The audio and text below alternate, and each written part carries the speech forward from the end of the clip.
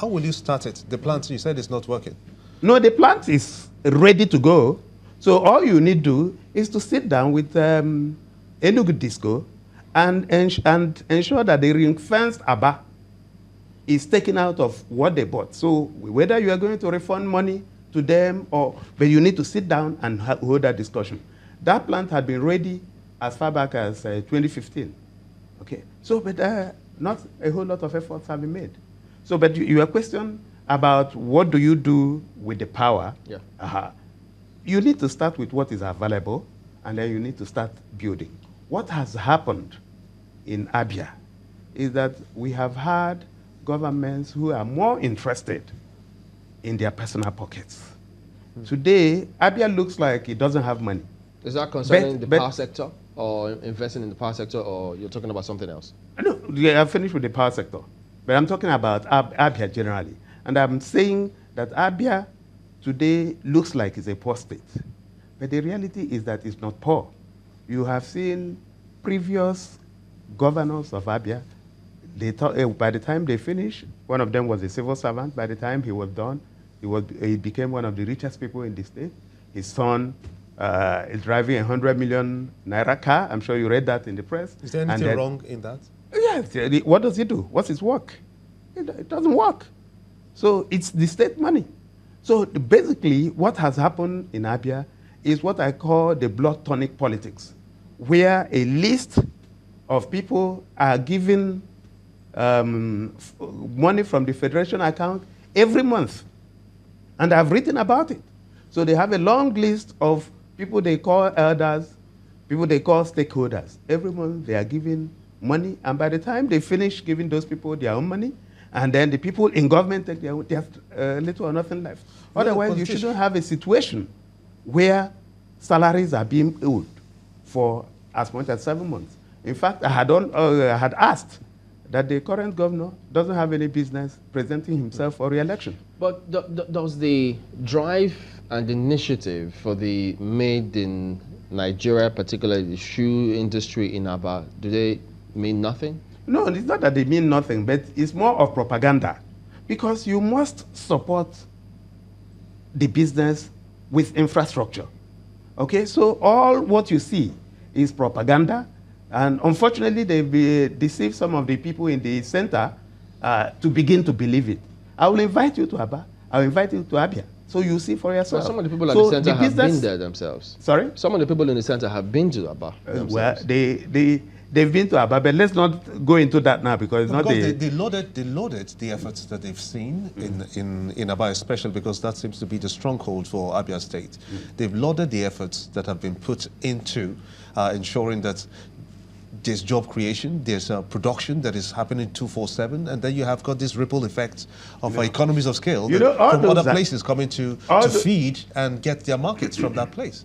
All those are propaganda. I tell you, all those are propaganda. If you have a situation where Abia is working, you shouldn't be talking about almost 30% unemployment rate. So tell us your job creation plan then. Job creation plan, that's a very important one.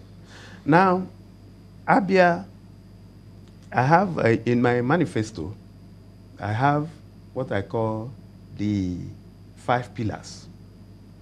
One of them, or the anchors, one of them is industrialization.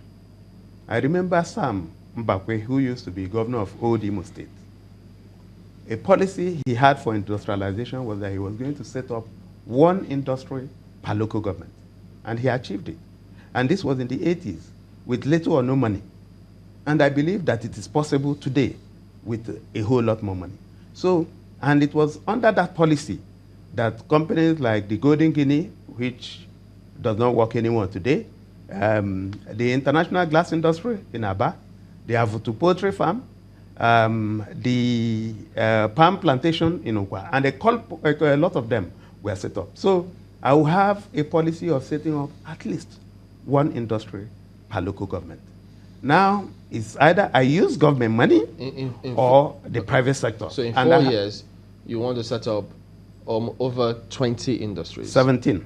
At the minimum. Industries. 17 minimum at the minimum. 17. Yes, and it could go from manufacturing through agro-processing or through small and medium-scale enterprises. That's also part of my manifesto. Would you be starting the industries afresh, or would you be resuscitating the ones that are there? Well, it depends. Sometimes, if you have been involved in renovation of a building, you will find that sometimes it's better to bring the building down than to renovate an existing one. One of the problems that you have with a company like Golden Guinea is that the technology is now antiquated. Today, China produces anything for pennies. So if you want to resuscitate a 1982, 1983 company that has not produced maybe in the last 15, 20 years, it may be more expensive than just scrapping it and building new ones. So that's one of the things I do. Now, small and medium-scale enterprises, very, very critical, because our people are endowed. They are very skilled people, even those that didn't go to school.